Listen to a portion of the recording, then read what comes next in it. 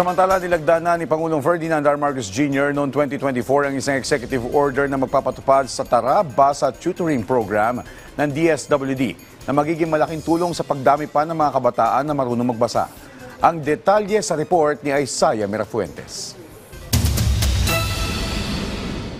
Masakit mang isipin pero nahuhuli pa rin ang Pilipinas pagdating sa reading comprehension ng mga kabataan.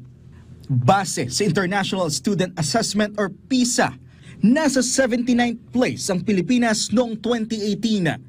Bahagyang nakaahon noong 2022 sa 76th place. Pero kung titingnan, mababa pa rin ito. Kaya mismong si Pangulong Ferdinand Marcos Jr. naalarma. Kaya naman noong 2024, nagbaba na executive order ang Pangulong Marcos na may kinalaman sa Tara, Basa Tutoring Program. Maraming salamat po sa iyo sa Tarabasa. Ngayon po nakakabasa na po ako.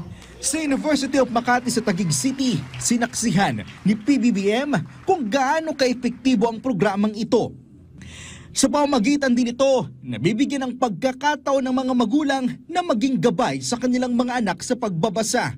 Dahil nagkakaroon ng pagkakataon ang pamahalaan na turuan ang mga magulang sa tamang paraan ng pagtuturo sa kanilang mga anak ng pagbabasa.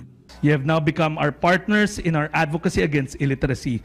You have demonstrated your readiness to help today in building a brighter future for these kids, contributing to nation building.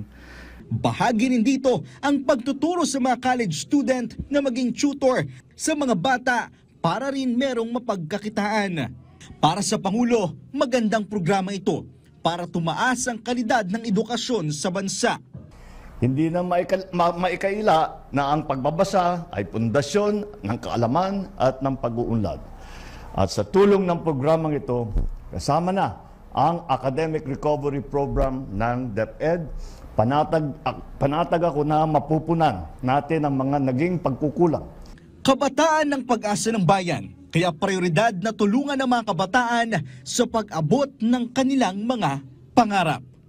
Isaiah Mirafuentes para sa Pambansang TV sa Bagong Pilipinas.